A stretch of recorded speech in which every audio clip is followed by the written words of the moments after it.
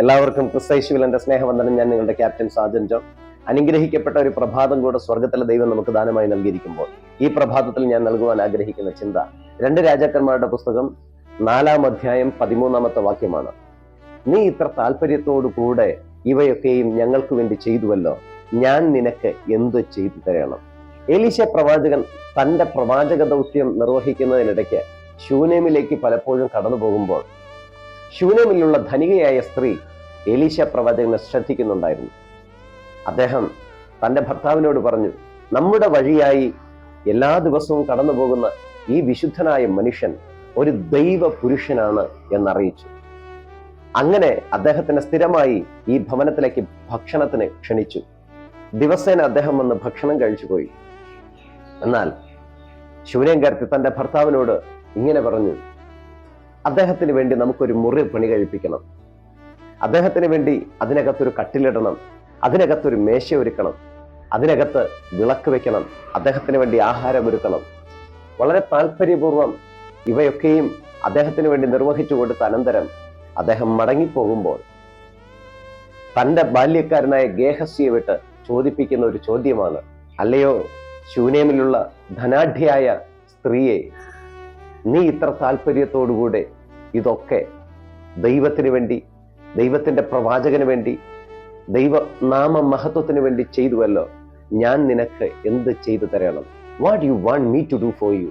ഞാൻ എന്താണ് നിനക്ക് ചെയ്തു തരണമെന്ന് നീ ഇച്ഛിക്കുന്നത്?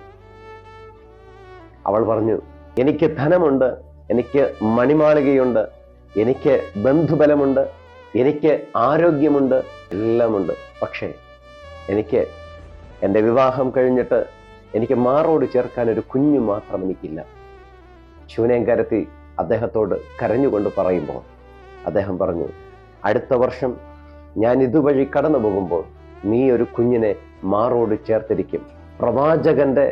പ്രവാചകന്റെ ദൈവിക ശബ്ദം ആ ഭവനത്തിൽ അലയടിക്കുന്നതിന് കാരണമായി തീർന്നത് ആ പ്രവാചകനെ വിളിച്ചു വരുത്തി വളരെ താല്പര്യപൂർവ്വം ദൈവനാമ മഹത്വത്തിനു വേണ്ടി ചിലതൊക്കെ ചെയ്തതിന്റെ പ്രതിഫലമാണ്. പ്രിയപ്പെട്ട ദൈവമക്കളെ, നമ്മളെയും ഈ ലോകത്ത് യാതൊരു കുറവുമില്ലാതെയാണ് സ്വർഗത്തിലെ ദൈവം പരിപോഷിപ്പിക്കുന്നത്. പക്ഷേ നമ്മൾ എത്ര താല്പര്യത്തോടുകൂടി ദൈവനാമത്തിന് വേണ്ടി കാര്യങ്ങളെ ചെയ്യുവാൻ ആഗ്രഹിക്കുന്നുണ്ട്? ഇന്ന് പകൽക്കാലം അത് മനസ്സിനെ നീറ്റുന്ന ഒരു ചിന്തയായി കൊള്ളട്ടെ.